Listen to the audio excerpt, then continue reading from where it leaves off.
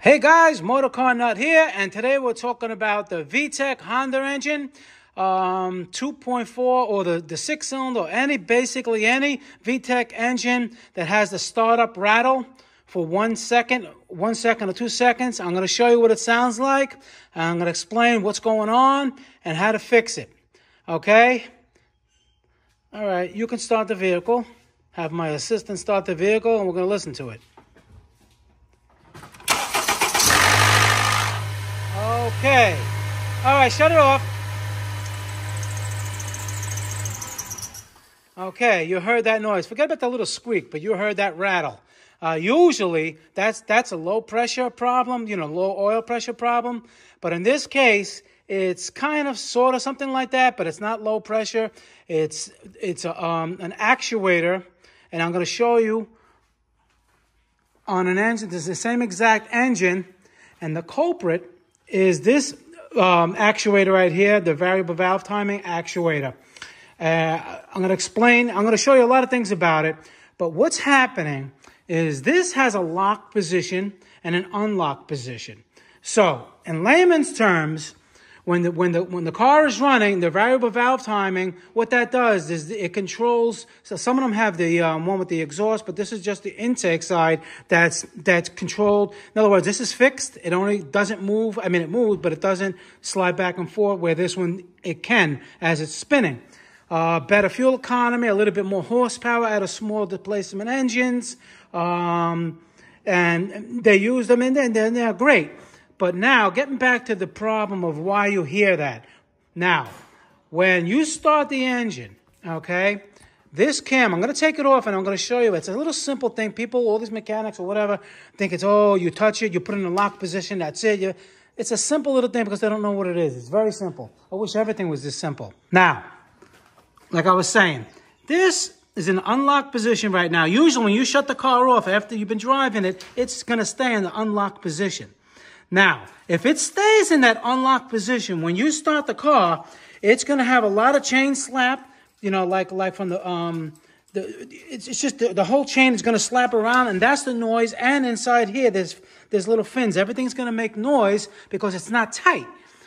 When you have variable valve timing, all right, there's always got to be some kind of a lock. In other words, you see your tensioner here? This is controlled by oil pressure, but it also has a lock. So when you start it, let's say if this, matter of fact, this tensioner is bad, but this is besides the point. A good tensioner, when you push this in, all right, it's going to go only in a little bit and lock. And the reason for that is because the oil pressure, when you start the car, there's no oil pressure right at that split second, and it can jump timing or make a noise. But this, when you start, it still has a lock position. So let's assume when you start the car, there's no oil pressure. It's going to move a little bit.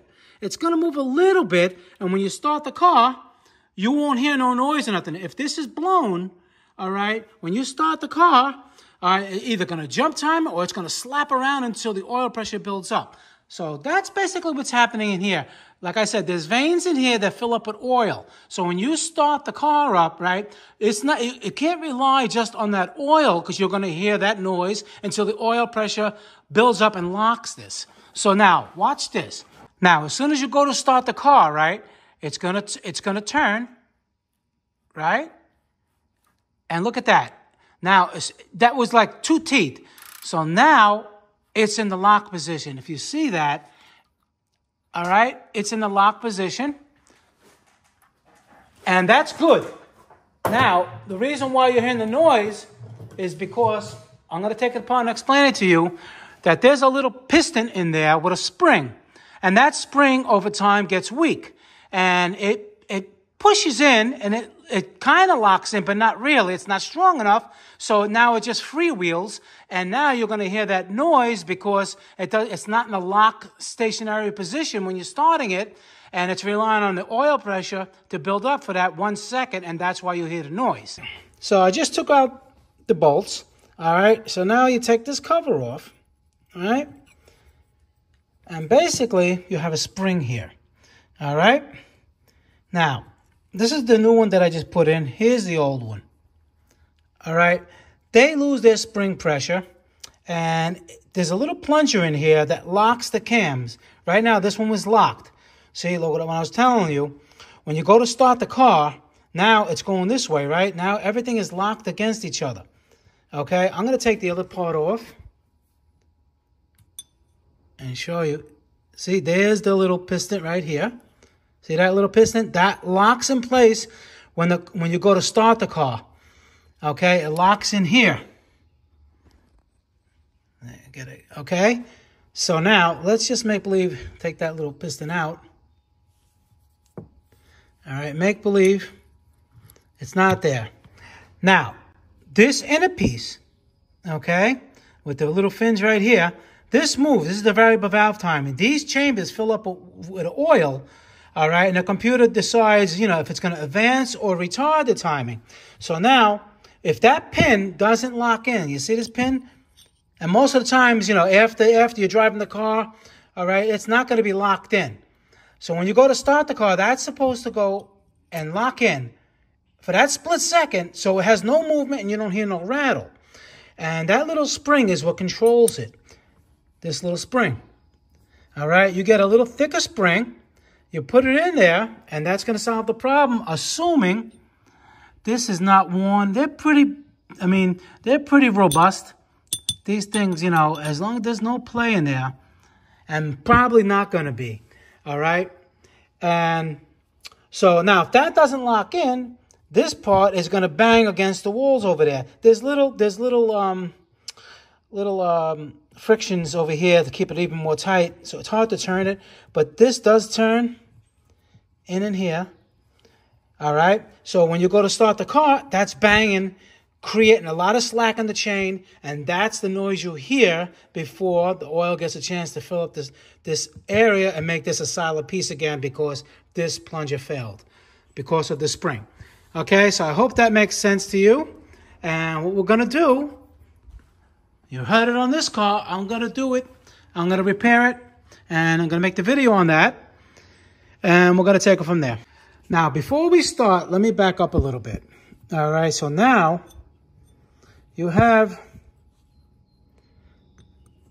this that's on there with these type of bolts. All right, they have, it's like a 5-star security bolt or whatever. This is not a Torx. It's 5, not 6. All right, and a lot of people don't have that special tool. So what you can do is what I did, is you get a lock wrench and you put it on and make sure it's nice and flat and really tight.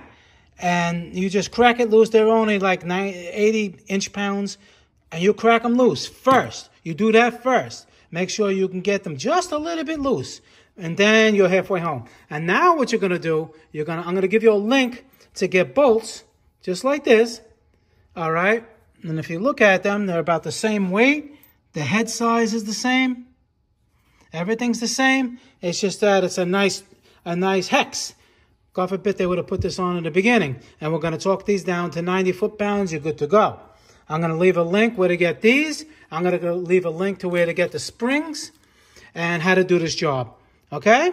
So unless you have that security tip, the link that I'm going to give you is there's a kit that comes with the springs and that tip. But a couple of people are saying that that tip is cheap. It don't work. But anyhow, you can get a nice tight lock wrench on there. All right, really tight, and you crack up. I'm going to show you how to do it on the car. All right, you're halfway home right there. But it's good to order these parts ahead of time. Okay, so when you do the job, you don't have to wait for parts to come. And what I did is I found another kit online that you have to cut the spring a little bit. And it's a little bit, it's definitely a little bit stronger. All right, there's all different tensions and everything. You don't want to throw a check engine light on. So the kits that I'm going to put down below are specifically made for certain year makes and models. All right, so that'll make it easy for you.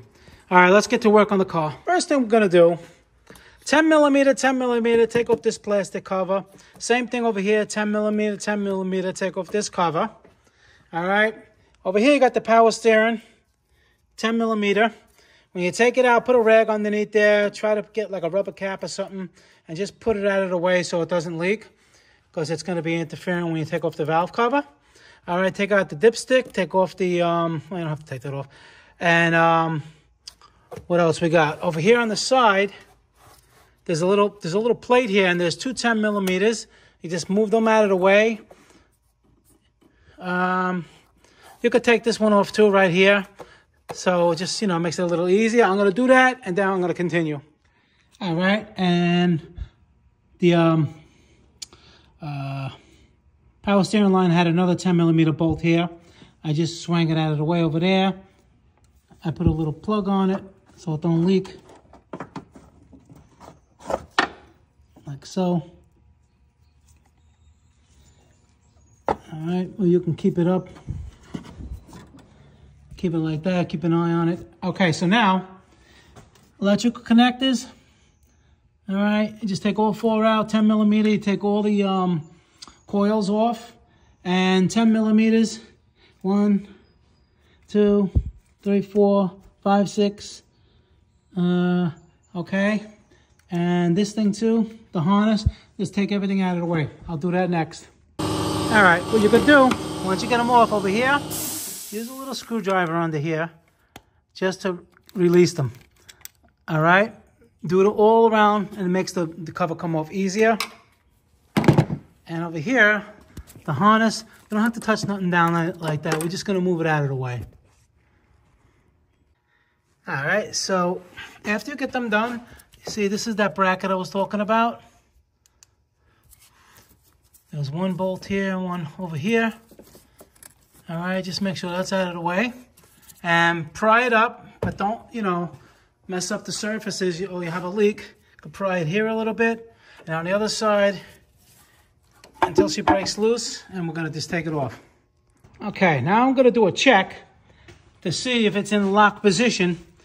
Car's been sitting, it's supposed to be in a lock position. I got a wrench on the cam, and let's see. No, you see? You see how it's moving like that? That's supposed to be locked. So in other words, when you start cranking the engine, right, that's supposed to lock and not move, all right? It's moving. That means that spring is shot. All right, so now you want to just make sure you don't want to drop nothing, the spring, a bolt, nothing down in there, because you'll have to take the timing cover off. And you don't really have to put it at top dead center. That doesn't matter because we're just replacing the spring. But note where it is. Okay, right now my arrow is here. You know, so put top dead center, it's supposed to be over here. If you want to move it there, that's fine. What I'm trying to say, this cover only goes on one way. So you just mark, you just take a note of what you're doing. And like I said, if you want to get that, you know, the spring kit that comes with that socket, and because it's very shallow in there, and they strip out easy. But if you want to try it that way, that's fine. You have to get these bolts off. So I'm going to use a lock wrench. You can get to them, just bite them really tight, just to crack them loose. Then you can take them off with your hand.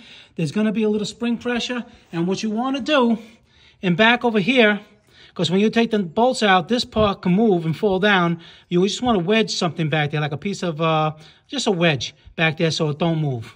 All right? So that's what we're going to do now. All right. So just make sure you put it on there square. All right. And you just, until it breaks loose. And then you could just take them off with your fingers. And like I said, you got to hold that plate because that spring can come out. I'm going to show you that now.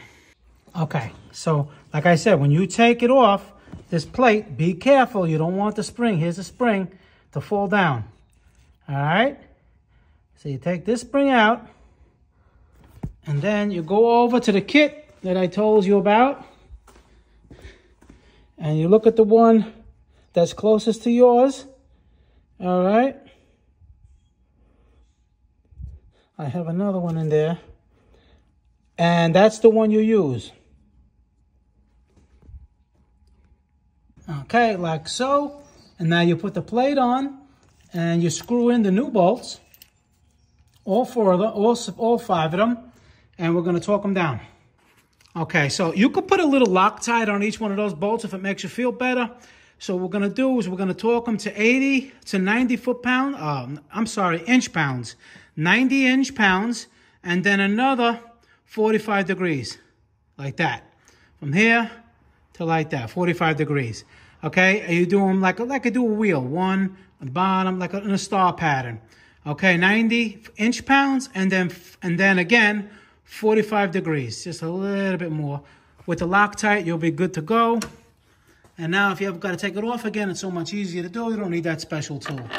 All right, so now we're just going to put the, what we're going to do is clean up the mating surfaces. If you want to replace your, let's say if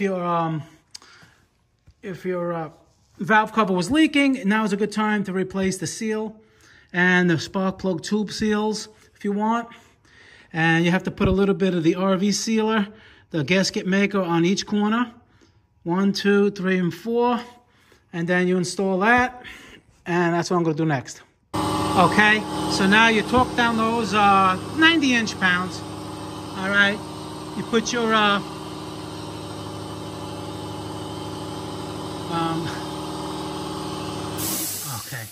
you put the ignition coils in there, tighten them down. Then you swing your harness over here. You connect that. All right, don't forget the bracket over here has two 10 millimeters. You do that, you connect this hose. Okay, connect that hose.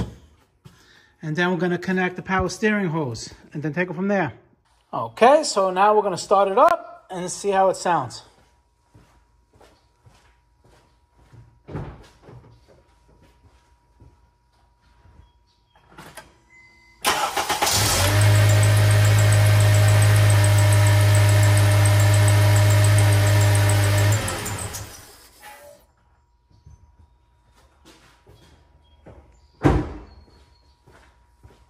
Well, now you know, it's fixed, simple to do.